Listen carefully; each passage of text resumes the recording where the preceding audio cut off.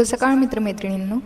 सकाळच्या अलार्मपेक्षा जेव्हा ही थंड हवा तुम्हाला उठवते ना, तेव्हा दिवस खऱ्या अर्थाने सुरू होतो. आणि हा समोरचा रस्ता जो दिवसभर गर्दीने आणि हॉर्नच्या आवाजाने ओरडत असतो, तो आता किती शांत आणि मोकळा श्वास घेतोय. माणसं जागी होण्याआधी सृष्टी कशी जागी होते हे बघणं म्हणजे सुख. बघा, पहाटेचा चंद्र अजूनही निरोप घ्यायला तयार नाही. जणू काही त्याला माझ्याशी खूप गप्पा मारायच्या आहेत.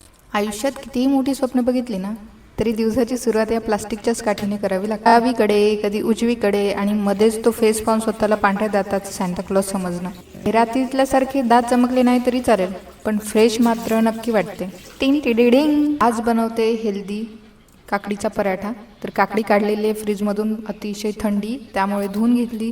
त्यानंतर तिचे आपण कपडे काढून घेऊया अंगावरचे आणि मस्त असं किसून घेऊया.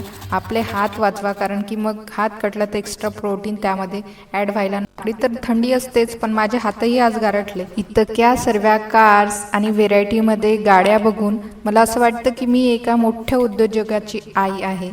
आणि मला खूप प्राऊड होतोय की इतक्या सगळ्या गाड्या आणि एका रांगेत पार्क करून ठेवल्या माझ्या मुलांनी. चला, दात घासल्यावर आपल्या मेहनतीवर पाणी फिरायला चहा तयार आहे. मस्त चहा आणि बिस्किटं पिऊन घेते आणि खाऊन घेते आणि मस्त असं आपण पुढे काकडीचे पराठे बनवू. काकडीला किसल्यानंतर तिला तर रडू येणारच.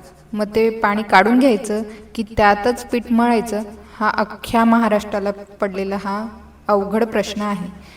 त्यात मग हळद, तिखट, मीठ.